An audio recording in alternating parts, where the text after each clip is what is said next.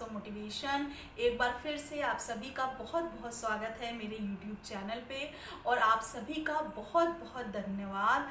फिर एक बार फिर से एक पड़ाव और पार करने में मेरी मदद करने के लिए, और उम्मीद यही करती हूँ कि इसी तरह आप सबका साथ बना रहेगा। आज एक बार फिर से आप सभी के सामने फिर से रूबरू हुई हूँ एक और नए विषय के साथ, और विषय है बचपन और बचपना। अब से करीबन एक हफ्ते पहले मुझे कुछ ऐसी चीज़ें दिखाई दी कि मेरे माइंड में ये चीज़ स्ट्राइक करी, मैंने कुछ ऑब्जर्व किया, तो मुझे लगा कि इस टॉपिक पे मुझे वीडियो बनानी चाहिए। तो ये जो विषय है बचपन और बचपना, तो मुझे जो लगता है, मैं जो फील करती हूँ, मुझे ये लगता है कि बचपन हमेशा हमें ईश्वर देता है। जीवन का एक ऐसा पड़ाव है जो हमें ईश्वर से मिलता है, लेकिन बचपन का बचपना उसको बरकरार रखते हैं वो ईश्वर रूपी माँ बाप, जिनको ईश्वर का दूसरा रूप माना गया है इस पृथ्वी पर। तो मैं इस चैनल के माध्यम से सभी पेरेंट्स से ही गुजारिश करना चाहूँगी कि बच्चों का जो बचपन होता है वो बहुत ही महत्वपूर्ण होता है, क्योंकि ये कहा गया है कि हम जीवन के हर पड़ाव को जीते हैं, लेकिन जीवन के हर पड़ाव के साथ बचपन की यादों को जीते हैं। हम कहीं भी चले जाते हैं, कितने भी ऊंचे पद पे पहुंच जाते हैं, अपने शहर से कितने बाहर चले आते हैं, बहुत ज़्यादा दूर चले जाते हैं और अपने देश से बहुत ज़्यादा दूर चले आते हैं, लेकिन यादें हमेशा हमारे मन में रहती हैं। हमारा सबसे पुराना दोस्त, हमारा बचपन का दोस्त एक ऐसा दोस्त होता है जिसको हम हमेशा याद करते हैं, और कितने सालों बाद भी, मेरे इस बात से आप सब एग्री करेंगे कि कितने सालों बाद भी हम उससे सारी बातें वो शेयर कर लेते हैं जो हम और लोगों से नहीं कर पाते। कभी भी छुट्टियों में हम अपने घर आते हैं, कितनी भी दूर से आते हैं, कितने दिनों बाद आते हैं, लेकिन हमारा जो अपने शहर पहुंचते ही हमारा रोमांच, हमारा प्यार, हमारा उत्साह अचानक से बढ़ने लगता है। हर गली को देखते हुए उसकी जो यादें हैं वो याद आने लगती हैं, अपना दोस्त याद आने लगता है, यहाँ हम ये करते थे, यहाँ हम वो करते थे। कभी जब सब बैठते हैं, गप्पे मारते हैं, मिलते हैं, तो हमेशा बचपन की बात ज़रूर याद आती है। इसीलिए ये कहा गया है कि बचपन की यादें इतनी खूबसूरत हों जिनको याद करके आप खुश हों, किसी भी वक्त आप उसको याद करके खुश हों। तो बचपन का जो बचपना है, आपकी किसी भी प्रॉब्लम की वजह से, कैसी भी प्रॉब्लम, बड़ों की या माँ बाप की किसी भी प्रॉब्लम की वजह से, या किसी भी जिम्मेदारियों की वजह से, बच्चों का जो बचपन होता है वो जिम्मेदारियों में कन्वर्ट नहीं होना चाहिए। बच्चों के बचपने की जगह उन जिम्मेदारियों को नहीं लेनी चाहिए, ये आपकी रिस्पॉन्सिबिलिटी है।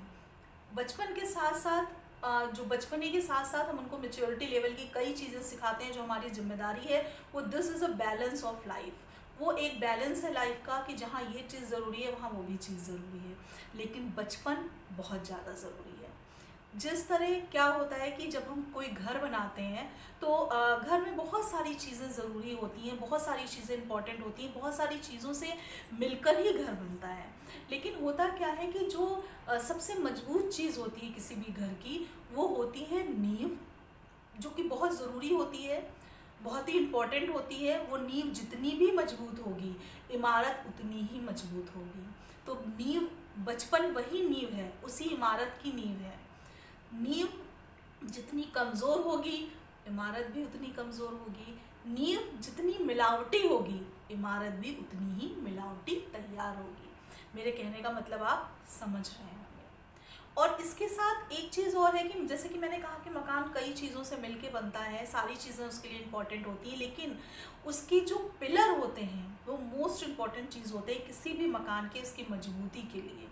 उसी तरीके से बच्चों के जीवन में बहुत सारे लोगों का योगदान होता है, बहुत सारे किरदार होते हैं, उनके टीचर का, उनके स्कूल टीचर का, उनके कोचिंग टीचर का, उनके फ्रेंड्स का, उनके ग्रैंड पेरेंट्स का, उनके रिलेटिव्स का, जो कभी कभार बच्चे किन्हीं से बहुत अटैच होते हैं, लेकिन उनके पेरेंट्स वो पिलर होते हैं जिनका 100% में से 70 से 80% योगदान होता है। इतने सारे लोगों की भूमिकाओं के अगर आप अपनी लाइफ पे गौर करें तो जो पेरेंट्स अपनी जिम्मेदारियां बहुत अच्छे से निभाते हैं उनके लिए मैं कह रही हूँ कि इतने सारे लोगों के होते हुए भी आपको सबकी भूमिका निभानी पड़ती होगी।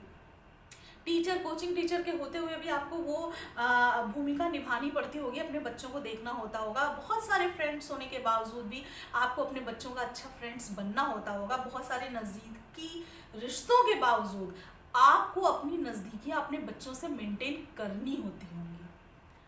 और अगर आप ना करना चाहें तो सबको सबकी जिम्मेदारियां बांट सकते हैं और अपनी जिम्मेदारियां आप हल्की कर सकते हैं। दूसरी बात मैं इसी से रिलेट करूंगी कि जो आजकल का समय चल रहा है, जिसको हमने एक कोरोना टाइम का नाम दिया है, कोरोना काल का, तो उसमें क्या हो रहा है कि सबसे ज़्यादा इफेक्टेड हमारे बच्चे ही हो रहे हैं।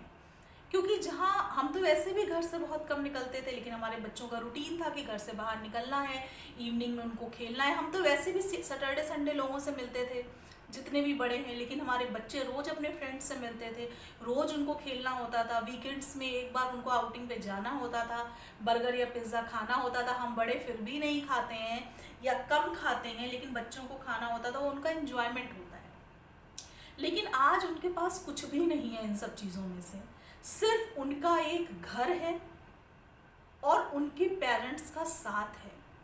तो आज एक ऐसा समय चल रहा है जिस समय आपको मतलब एक अच्छा पेरेंट्स बनने के लिए, तो मैंने आपसे बोला कि सारे किरदार के होने के बावजूद भी आपको सारे किरदारों की भूमिका निभानी पड़ती है। लेकिन इस समय आपको डबल भूमिकाएं निभानी है। एक पेरेंट्स के साथ साथ एक टीचर की, एक फ्रेंड की, एक बहुत ही नज़दीकी कोई भी हो जिससे वो अपना सारी बातें शेयर करता हो।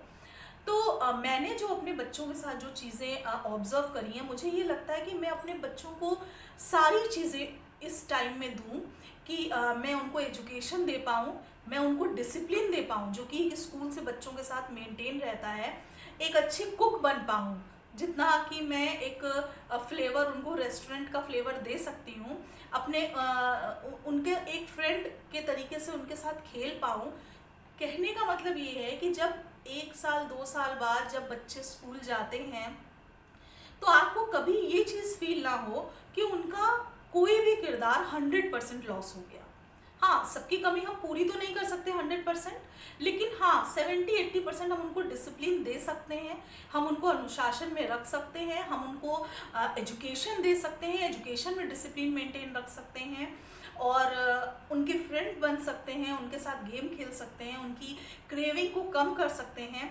ये सारी चीज़ों को थोड़ा बहुत बैलेंस कर सकते हैं ताकि जब हमारे बच्चे सब कुछ सही होने के बाद बाहर निकलते हैं तो उनका बचपना भी मिस ना हुआ हो और उनका डिसिप्लिन भी कहीं खोया ना हो।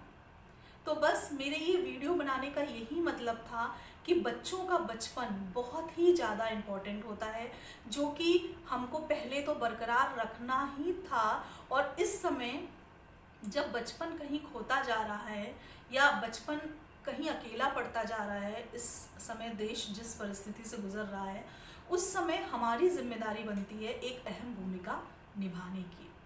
तो समय चाहे कोई भी हो, परिस्थिति चाहे कोई भी हो, मैं हर बड़ों से ये रिक्वेस्ट करूँगी या सारे पेरेंट्स से ये रिक्वेस्ट करूँगी कि आपके बच्चे का बचपन बहुत महत्वपूर्ण होता है। जीवन के किसी भी पड़ाव की कोई भी बात हम भूल सकते हैं, लेकिन बचपन में जो भी अच्छा हुआ होता है या कुछ भी बुरा हुआ होता है, कुछ भी होता है, वो चीज़ें हमारे दिल में दफन होती हैं और हम ये चीज़ें कभी नहीं भूलते। आप ये आसपास के लोगों में सर्वे, रिसर्च, ऑब्ज़र्व जो भी करना चाहें वो कर सकते हैं। तो बस कुछ बच्चों को देख के मेरे माइंड में ये चीज़ स्ट्राइक हुई, तो मैंने इस टॉपिक पे ये वीडियो बनाया कि बचपन सबको मिलता है लेकिन बचपना सबको नहीं मिलता है। तो इसीलिए बचपन ईश्वर ने दे दिया, लेकिन बचपन के बचपने को मेंटेन रखने का, बरकरार रखने की जिम्मेदारी हमारी है। उम्मीद यही करती हूँ आप सब ये जिम्मेदारी अच्छे से निभाएंगे।